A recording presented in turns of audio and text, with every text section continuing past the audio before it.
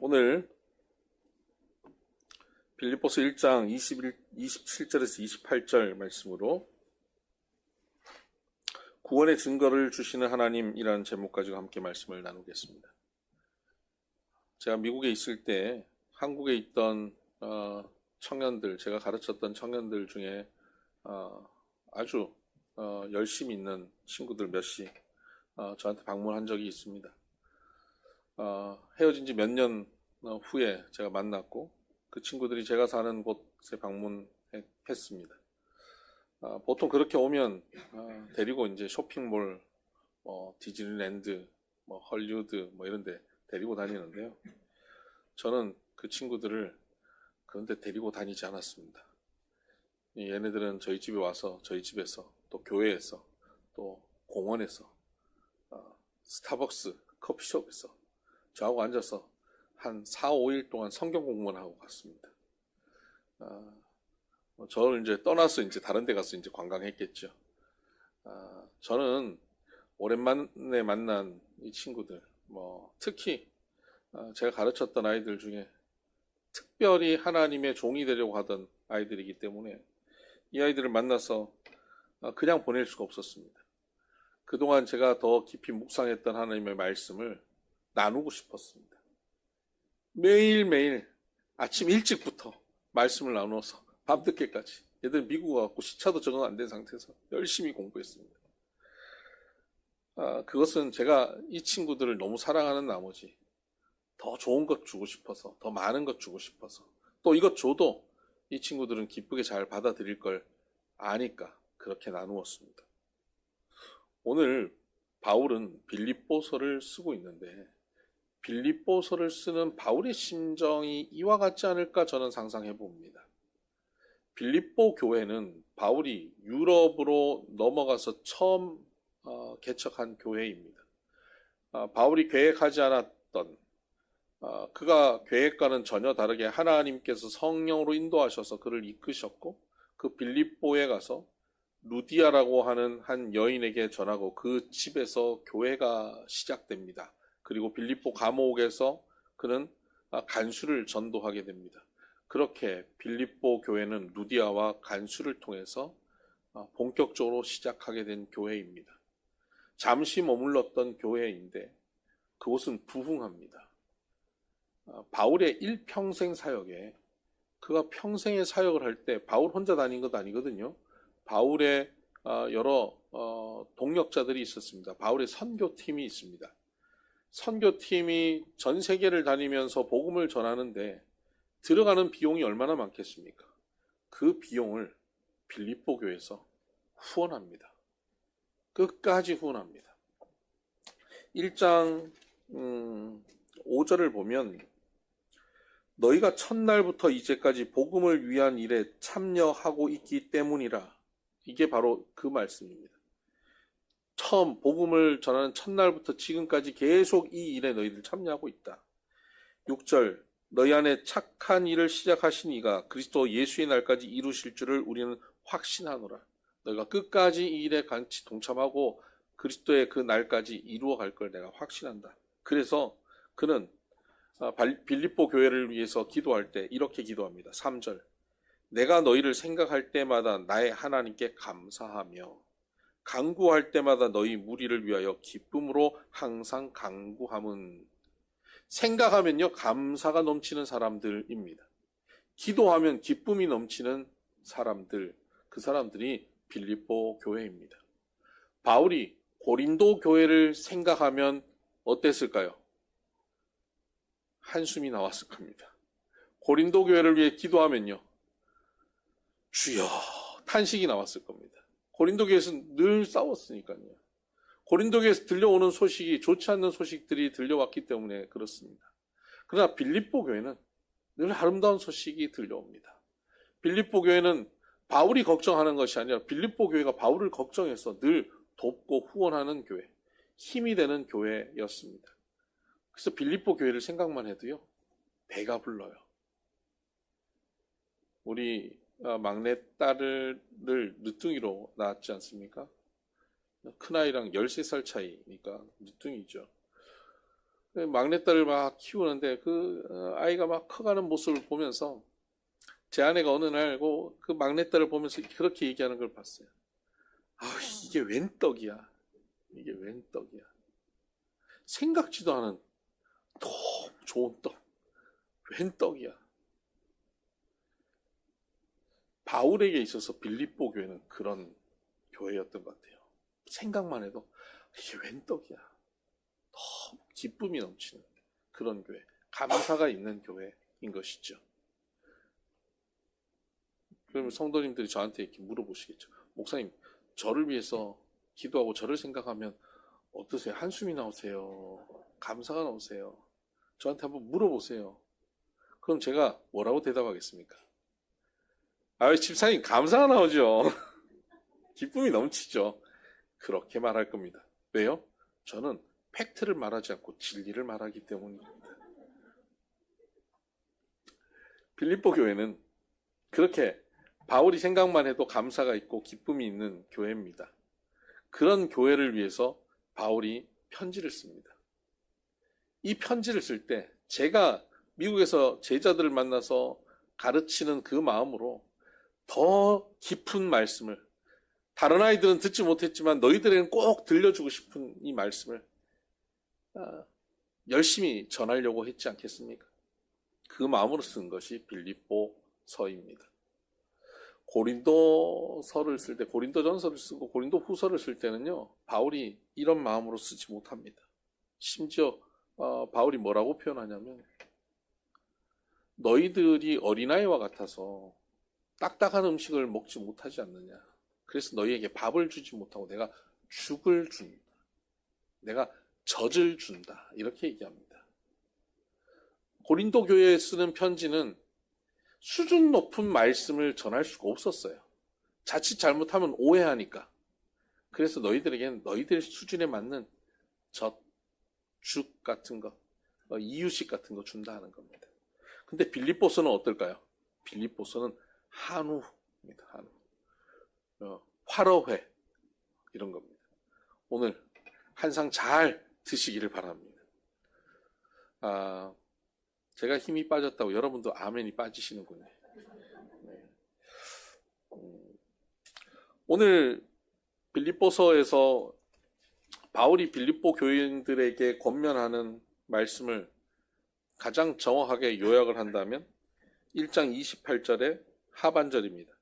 너희에게는 구원의 증거니 이는 하나님께로부터 난 것이라. 하나님께서 우리에게 구원의 증거를 주신다. 너희에게 구원의 증거를 주신다는 거죠. 우리는 예수 그리스도를 믿음으로 구원받았지 않습니까? 구원받은 증거가 뭐죠? 구원받은 증거는 내가 예수님 믿습니다. 내가 믿는 것이 구원의 증거입니다. 라고 얘기를 합니까? 아니요. 구원의 증거는 내가 믿는다는 것이 증거가 아니에요. 나 교회 다닙니다. 그게 증거가 아니에요. 구원받은 증거는 나무는 열매로 한다 그랬습니다. 열매가 증거인데 오늘 여기 증거가 있다라고 말씀하십니다. 그 증거를 두 가지로 말씀하시는데요. 27절을 보면 오직 너희는 그리스도의 복음에 합당하게 생활하라. 증거는 합당하게 생활하는 삶인데 그 합당한 생활이 두 가지로 나타납니다. 첫째는 27절 중반 이하입니다. 이는 내가 너희에게 가보나 떠나 있으나 너희가 한 마음으로 서서 한 뜻으로 복음의 신앙을 위하여 협력하는 것과 한 마음 한 뜻으로 복음을 위해 협력하는 것, 이것이 구원의 증거, 이것이 복음에 합당한 삶이라는 겁니다. 두 번째는 무슨 일에든지 대적하는 자들 때문에 두려워하지 아니하는 이 일을 듣고자 함이라. 대적하는 자들 때문에 두려워하지 않는 것, 두려움 없는 것, 평안한 것이 증거입니다. 당시에는 유대교 율법주의자들이 교회에 와서 그들의 구원을 흔들어 놓았습니다. 그래서 그것 때문에 그들이 두려워합니다. 내 구원이 흔들리는 것으로 두려워하고 있죠.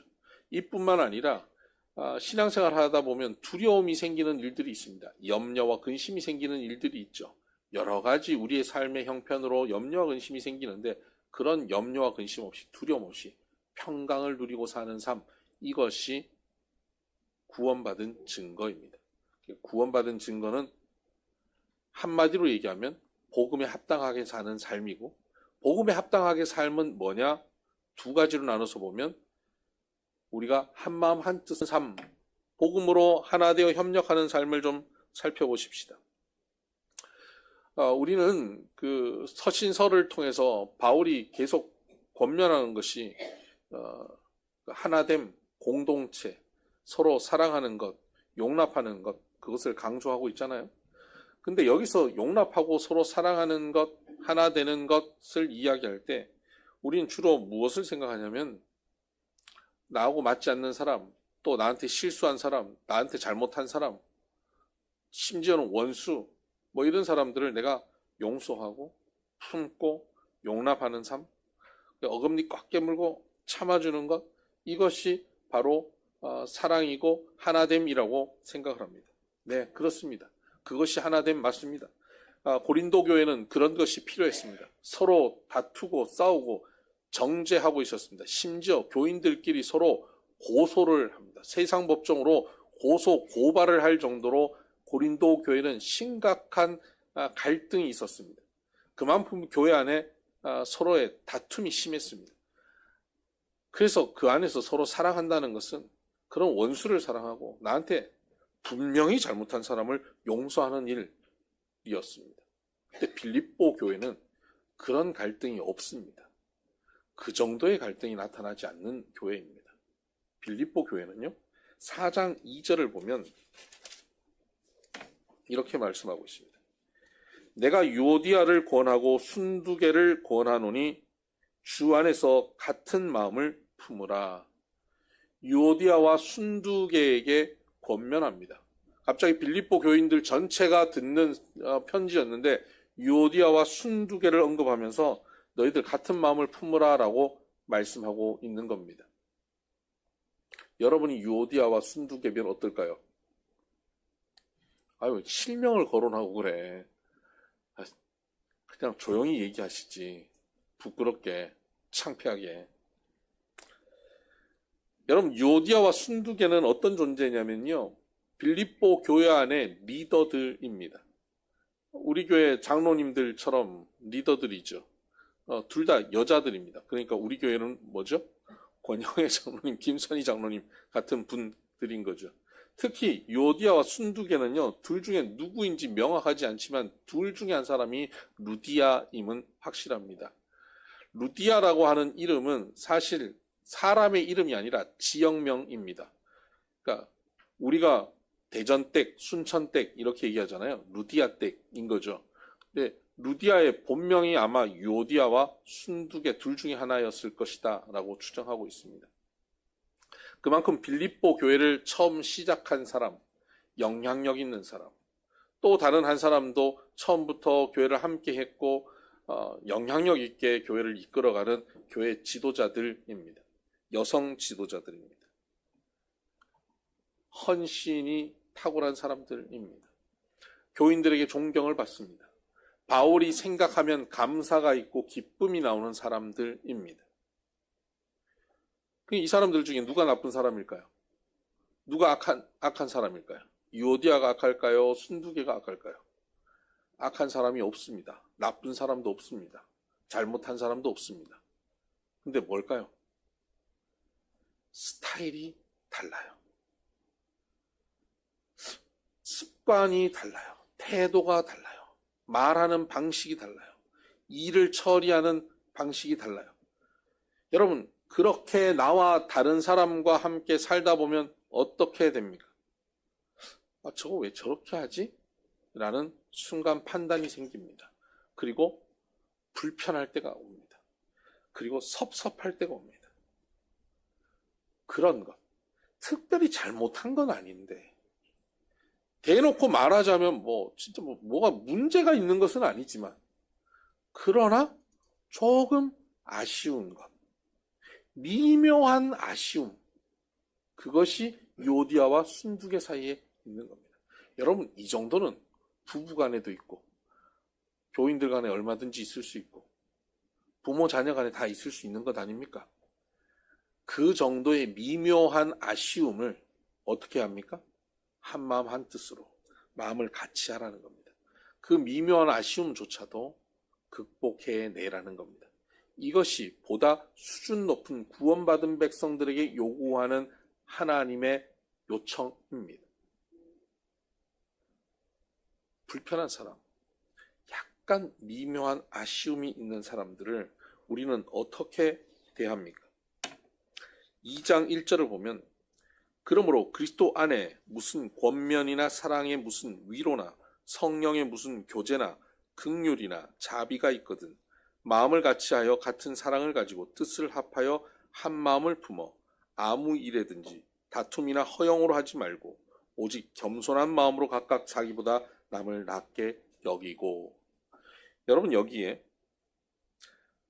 다툼이나 허영으로 하는 사람들의 이야기를 하고 있습니다. 근데 그 다툼이나 허영으로 뭘 하냐면 장사를 하는 게 아닙니다. 다툼이나 허영으로 앞에서 뭐 화려한 어떤 일을 하고 있지 않습니다. 그들이 다툼이나 허영으로 하는 건 뭐냐면 1절 그리스도 안에서 무슨 권면이나 사랑의 무슨 위로나 성령의 교제나 긍휼이나 자비 이런 것입니다. 거룩하고 아름다운 주의 일을 하는 것입니다. 남들을 위해서 섬기는 일입니다. 하나님이 기뻐하시는 일을 하는 겁니다. 그 일을 하는데, 이 거룩한 일을 하는데 다툼이나 허영으로 할 수 있다는 것입니다. 여러분, 주의 일을 하고 주님 기뻐하시는 일, 그 출발부터 자비와 긍휼을 가지고 하는 것이고 행하는 일 자체도 그렇게 선하고 아름다운 일이어서 누가 봐도 그것은 동기도 선하고 결과도 선한 처음부터 끝까지 귀한 일인데 그 가운데 나만 아는 다툼과 허영이 있을 수 있다는 것이죠. 이런 일이 혹 여러분에게 있습니까? 교회 안에서 신앙생활 하면서 섬기는 일을 우리가 하면서도 남들은 모르는데 내 안에 그 다툼과 허영이 있지는 않습니까? 시기와 질투가 있지는 않습니까? 여러분들의 말씀의 이해를 위해서 제가 결국 제 이야기를 또 해드려야 여러분이 쉽게 이해할 수 있을 것 같아서 저를 희생합니다. 듣고 이해만 하시고 기억은 마시길 바랍니다. 제가 목사 안수를 받던 해입니다. 저와 같이 교회에서 사역하고 있던 제 선배 전도사님이 있습니다. 그분과 저는 학부 다닐 때부터 같이 쭉 다녔고 대학원도 같이 공부를 했고 친하게 지냈습니다. 같은 교회에서 사역을 했습니다. 그런데 미묘한 차이가 있습니다. 약간 불편해요. 일하는데 약간 스타일이 달라요. 그리고 교인들이요, 약간 경쟁을 시켜요. 어떤 전사님, 어느 전사님 이렇게 박수를 쳐주는데 그게 경쟁이 됩니다. 마치 사울과 다윗에게 사울은 천천히요 다윗은 만만이로다라고 한 그런 칭찬. 사울도 천천히나 되잖아요. 근데 그것이 경쟁이 되는 것처럼 같은 교회에서 사역하고 있던 전도사였던 저희들도 경쟁이 됐어요. 그리고 이제 둘 다 같은 날 목사 안수를 받았습니다. 목사 안수를 받으니까 담임 목사님이 주일 저녁 예배 설교를 목사 안수 받은 저희들에게 시키는 거예요. 나이 순으로 시키죠. 저희 선배가 먼저 한 주 했습니다. 그 다음 주 제가 설교를 합니다. 선배는 그 설교를 하면서 교인들이 들었다 놨다 합니다. 김대중 대통령 막 성대모사도 하고 막 이러면서 막 교인들 막 웃고 막 너무너무 좋아요. 그래서 제가 시기와 다툼이 있었습니다. 다음 주에 내가 설교할 때는 저렇게 웃는 거 말고 눈물로 뒤집어 놔야겠다. 그러고는 그 다음 주 제가 설교를 했습니다. 지금도 기억납니다. 디모데 후서 1장 말씀을 전했는데요. 설교를 하는데 아멘이 막 터지는 거예요. 여기저기서 눈물을 닦기 시작하는 겁니다.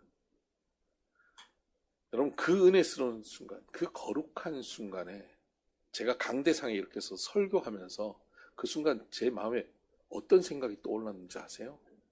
저 뒤에 앉아서 제 설교를 듣고 있는 제 선배 목사님을 보면서 내가 낫지?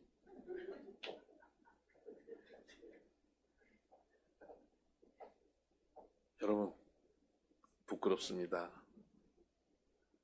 여러분을 이해를 위해서 제가 제 솔직한 모습을 틀어놓습니다. 이게 그 거룩한 말씀을 증거하는 시간에 제 안에 벌어진 사건입니다. 아무에게도 얘기하지 않았으면 아무도 모를 일이죠. 은혜스럽고 너무 거룩한 시간이었죠. 그러나 제 안에는 너무나 더럽고 추악한 일이 벌어진 것입니다.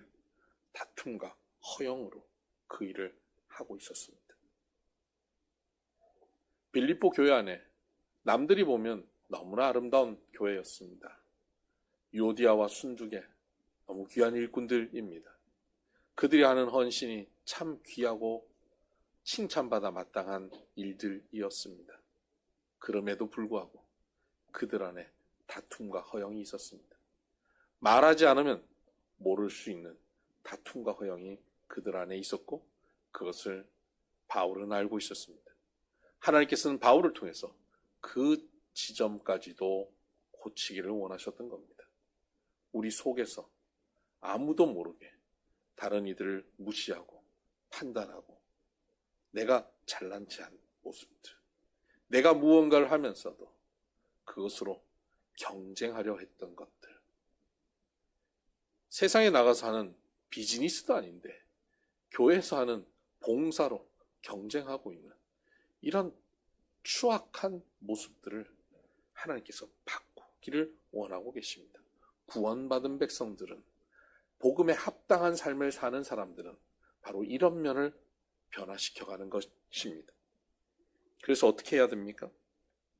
2장 2절 마음을 같이하여 같은 사랑을 가지고 뜻을 합하여 한 마음을 품어 아무 일에든지 다툼으로나 허영으로 하지 말고 오직 겸손한 마음으로 각각 자기보다 남을 낮게 여기고, 남을 낮게 여기는 겁니다. 나보다 남을 더 낮게 여기는 겁니다.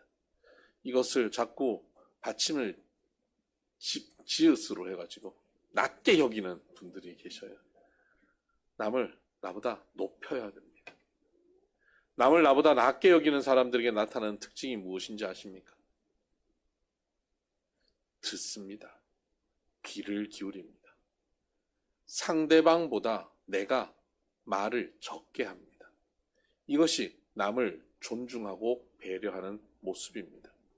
상대방의 말을 끊지 않습니다. 상대방의 말에 귀 기울이고 동의합니다. 그래서 여러분, 우리가 소그룹 모임을 주일기 모임할 때는 어떻게 해야 되냐면 상대를 낮게 여겨야 돼요. 상대의 말에 귀 기울일 줄 알아야 합니다. 그럼 상대가 말을 할 때 귀 기울이는 건 뭡니까? 이렇게 눈을 맞추고 리액션 하는 거예요. 아, 네. 지난주 한 얘기 또 하고 있는데도, 네. 네. 그분은 그 얘기를 할 데가 없어서 여기서 또 하시는 건데, 네. 하고 들어준 그것이 공동체죠. 근데 지난주 한 거 또 한다고 옆 사람하고 딴 얘기하고 있으면 이게 벌써 판단하는 거예요. 무시하는 거예요. 남을 낮게 여기는, 다툼이나 허영을 하지 않고 낮게 여기는 성도로 살아가기를 바랍니다. 그런데 그것은 내 인격으로 할 수 있는 일이 아니에요. 우리의 인격은 그것을 감당할 수가 없습니다. 우리는 언제나 다른 사람을 판단하기에 빠릅니다. 그래서 어떻게 해야 되냐면 5절 너희 안에 이 마음을 품으라 곧 그리스도 예수의 마음이. 그리스도 예수의 마음을 품지 않으면 우리는 이런 행동을 할 수가 없어요. 내가 내 마음의 주인이 아니라 그리스도 예수께서 내 마음의 주인이시고 내 삶의 주인이시라고 고백하며 살아야 합니다. 그러면 그 주인이신 예수님은 어떻게 행하셨죠? 6절 그는 근본 하나님의 본체시나 하나님과 동등됨을 취할 것으로 여기지 아니하시고 오히려 자기를 비워 종의 형체를 가지사 사람들과 같이 되셨고 사람의 모양으로 나타나사 자기를 낮추시고 죽기까지 복종하셨으니 곧 십자가에 죽으심이라. 예수님은 가장 낮은 곳에 오셔서 죽기까지 낮아지십니다. 원래 낮으신 분이 아니라 지극히 높으신 분인데 가장 낮은 곳에 오셨습니다. 우리가 예수 그리스도의 마음을 품는다는 것은 다른 사람 위에 올라 앉아서 그 사람을 가르치고 훈계하는 삶을 사는 게 아니라는 겁니다. 조언하고 훈계하는 것, 그것이 교만한 삶의 모습입니다. 어떤 아이가, 초등학생 아이가 인터뷰하는데 이런 인터뷰를 해요. 유재석이 물어봐요. 잔소리와 조언의 차이가 뭐냐? 그랬더니 그 아이가 이렇게 얘기하더라고요. 잔소리를 들으면요 짜증나는데요, 조언 훈계를 들으면요 더 짜증나요. 그래요. 여러분, 교회 안에서 우리가 서로를 잘 하게 한다고 해서 뭔가 쉽게 조언하고 훈계하잖아요. 그게 교만이 나타날 수가 있습니다. 그래서 소그룹 모임할 때 우리가 어떻게 해야 되냐면 잘 들으면 됩니다. 잘 듣고 우리가 그 사람을 자꾸 가르치려고 하지 않아야 됩니다. 가르치는 장로는 목사로 충분합니다. 목사는 교회 안에 장로가 두 장로가 있거든요. 치리하는 장로, 우리 장로님들이고요. 치리하면서 가르치는 장로, 목사입니다.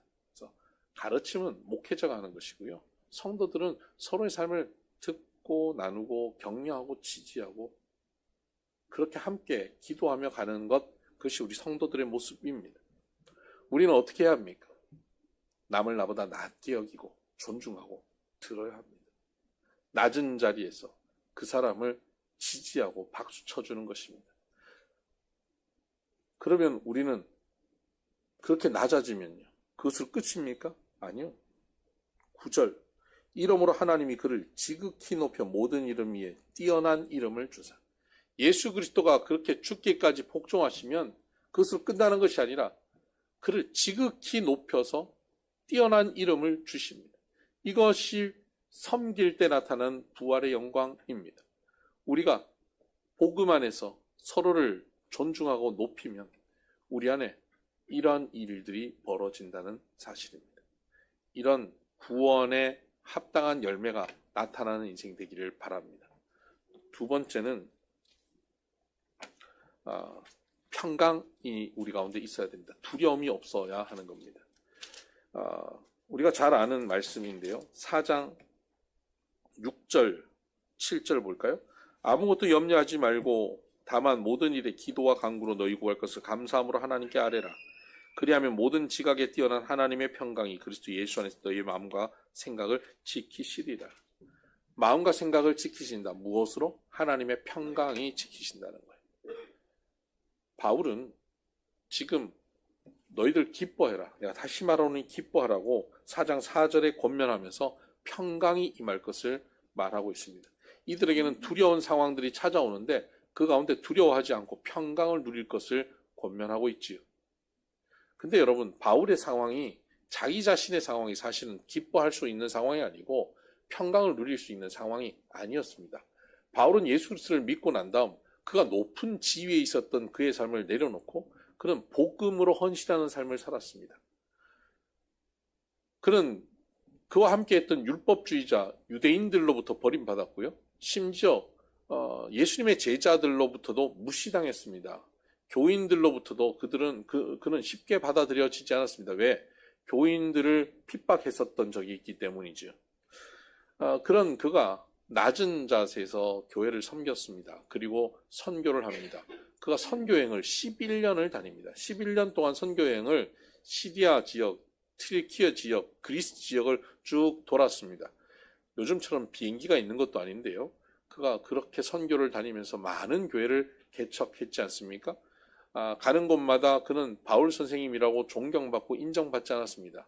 그는 가는 곳마다 핍박받았습니다.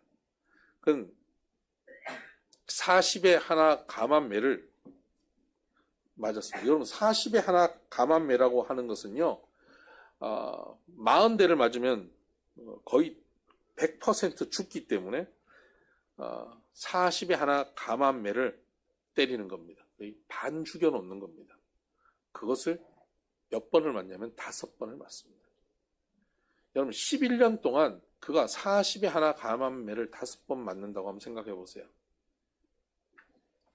엄청나게 두꺼운 나무 토막으로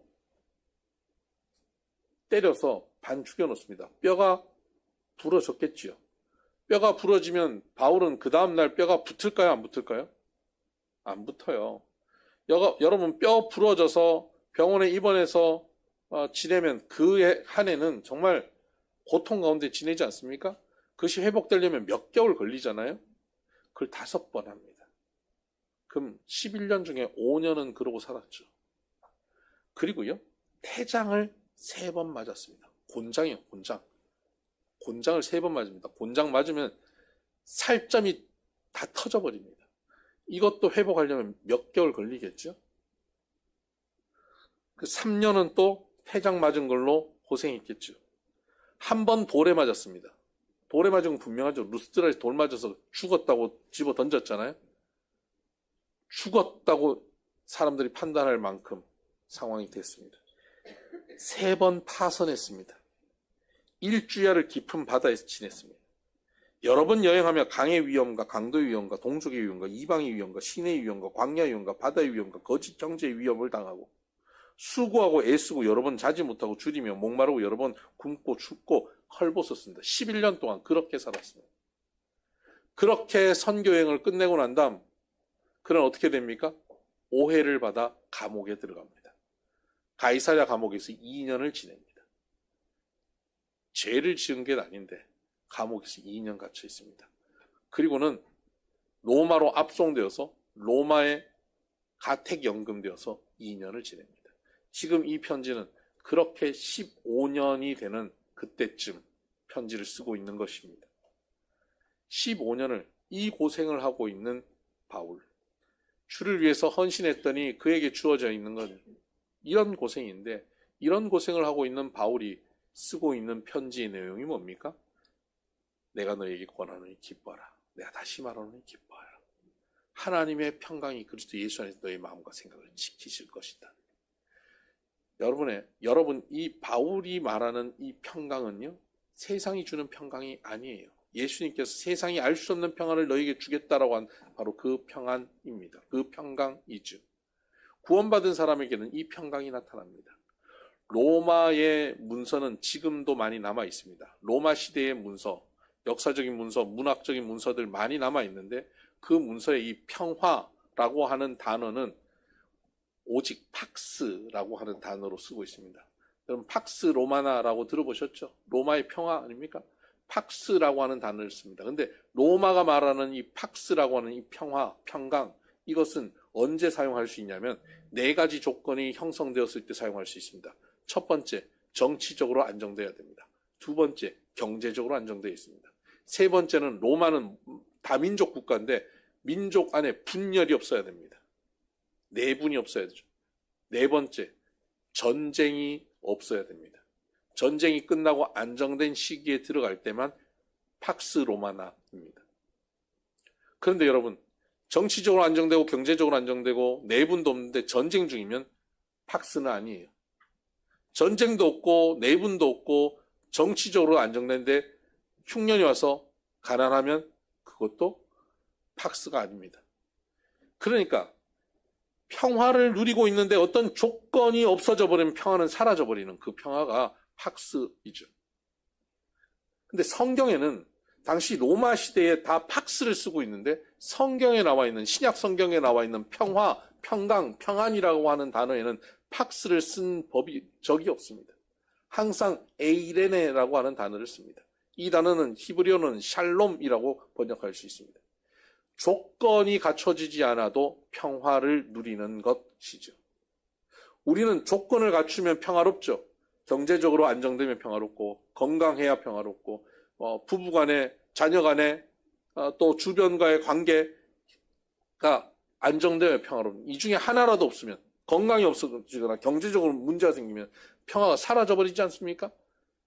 이건 팍스입니다. 그런데 주 안에서 누리는 평화로움, 평강은 에이덴의 샬롬입니다. 그런 것 없이도 하나님께서 우리에게 주시는 절대 평안입니다. 15년 동안 그 고생을 하고 감옥에 갇혀 있는 바울이 누리고 있는 평안이죠. 세상이 빼앗아갈 수 없는 평안입니다. 로마 병정이 바울을 지키다가 그에게 복음을 듣고 변화되게 하는 그런 평강이 바울에게 있었던 것입니다. 바울이 감옥에 있는데 수많은 사람들이 찾아와서 그에게 복음을 듣고 그들이 그 평강을 누리게 되는 그 평강이 바울에게 흘러 넘쳤던 것이죠. 돈이 가져다주고 정치적 안정이 가져다주고 군사적 안정이 가져다주는 평화가 아니에요. 조건과 상황이 아닌 언제나 주님이 함께 하심으로 누리는 평강입니다. 아무것도 염려하지 말고 오직 모든 일에 기도와 간구로 너희 구할 것을 감사함으로 하나님께 아뢰라고 말씀하셨습니다. 그리하면 모든 지각에 뛰어난 우리가 생각하는 것, 우리가 상상한 것을 뛰어넘는 하나님의 평강이입니다. 하나님의 평강은 우리가 어떤 조건 갖춰지면 주어지는 평강이 아니라 상상을 뛰어넘는 평강입니다. 그 평강이 우리의 마음과 생각을 지키십니다. 무릇 지킬 만한 것보다 더욱 내 마음을 지키라고 말씀하셨죠. 우리 마음을 어떻게 지킵니까? 지혜가 너희를 보호하고 지혜가 너의 마음을 지킬 것이다 라고 잠언에는 말씀하고 있습니다. 여러분, 하나님의 말씀이 우리를 지킵니다. 우리가 염려하지 않고 하나님의 말씀 앞에 나아가면, 기도하고 간구하고 나아가면 하나님께서는 말씀이 깨닫게 되게 합니다. 말씀을 읽는데 그 말씀에 하나님의 음성이 들립니다. 말씀을 듣는 중에 내게 들려주시는 음성이 있습니다. 그리고 깨닫습니다. 그러면 불평과 원망이 감사로 바뀝니다. 감사로 하나님께 더 아뢰기 시작하면 상상을 초월하는 하나님의 평강이 우리를 사로잡습니다. 그러면 이 땅의 무엇도 이 평강을 빼앗아갈 수 없습니다. 그래서 바울은 이렇게 고백합니다. 4장 12절 나는 비천에 처할 줄도 알고 풍부에 처할 줄도 알고 모든 일 곧 배부름과 배고픔과 풍부와 궁핍에도 처할 줄 아는 일체의 비결을 배웠노라. 내게 능력 주시는 자 안에서 내가 모든 것을 할 수 있느니라. 어떤 형편에 처하든지 처할 수 있는 일체의 비결, 그게 뭐죠? 평강입니다. 이 평강을 가졌기 때문에 그는 주 안에서 모든 것을 할 수 있는 능력자로 살게 된 것입니다. 빌립보 교인들이 이러한 능력자로 살기를 원한 겁니다. 구원받은 사람은 이러한 평강을 누리는 사람들입니다. 우리 비손의 성도 여러분, 여러분에게 이 에이렌의 샬롬, 평강이 충만하기를 바랍니다. 복음에 합당한 삶을 살아가는 저와